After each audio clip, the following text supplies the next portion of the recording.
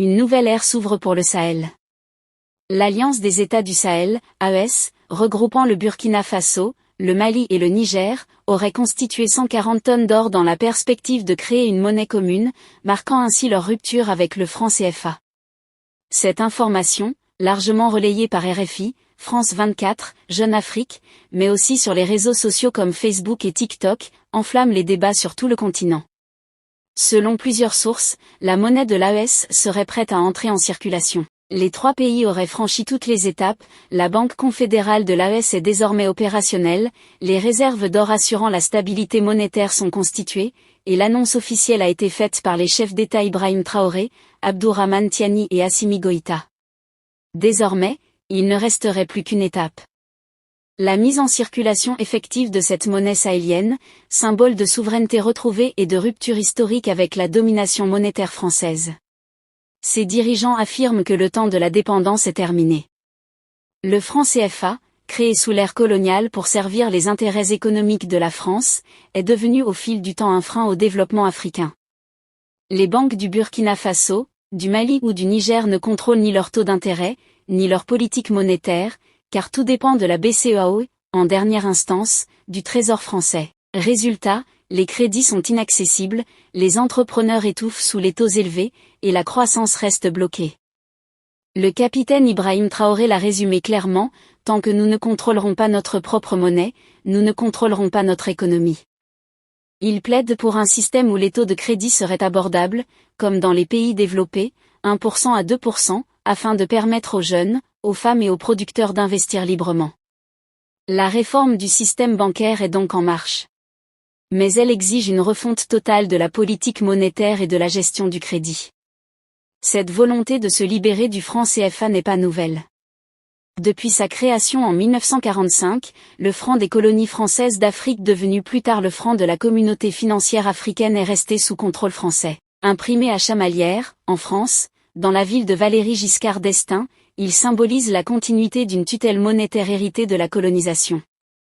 Comme l'ont rappelé de nombreux chercheurs, dont Fanny Pigeot et Ndongo Samba Sia dans leur ouvrage L'arme invisible de la France-Afrique, une histoire du franc CFA, cette monnaie empêche les nations africaines de disposer librement de leurs richesses.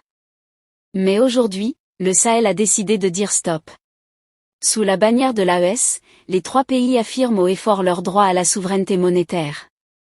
En créant leur propre monnaie, ils tournent la page d'un système vieux de plus de 70 ans, et en écrivent un nouveau chapitre, celui de l'indépendance économique. Bien sûr, cette rupture ne plaît pas à tout le monde. La France, sous la présidence d'Emmanuel Macron, multiplie les pressions diplomatiques et économiques pour préserver son influence. Derrière les discours de « coopération » et de « partenariat » se cachent des stratégies visant à ralentir cette révolution monétaire. Mais la dynamique est lancée, et rien ne semble pouvoir l'arrêter. Pour les peuples du Sahel, cette décision va bien au-delà d'un simple changement de devise.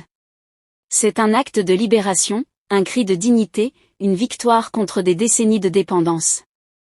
Le franc CFA appartient désormais au passé, la monnaie de la US appartient à l'avenir. Cette révolution inspire déjà d'autres nations africaines, de Dakar à Douala, de Lomé à Kinshasa. L'Afrique comprend qu'elle doit reprendre la main sur son système monétaire, sur son économie, sur son avenir.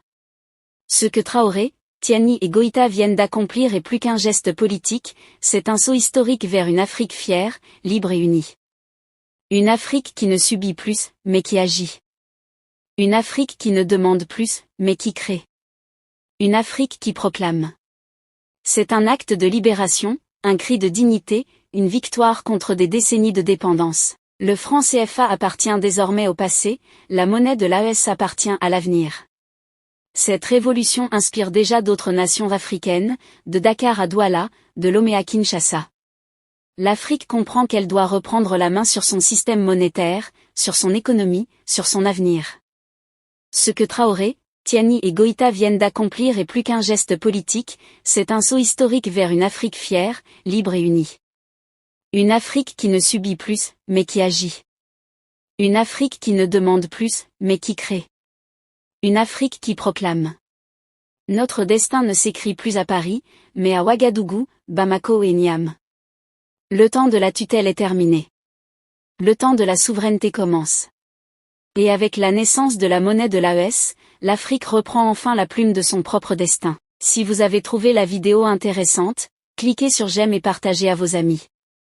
Mais n'oubliez pas de vous abonner et de cliquer sur la cloche de notification pour ne pas rater mes prochaines vidéos.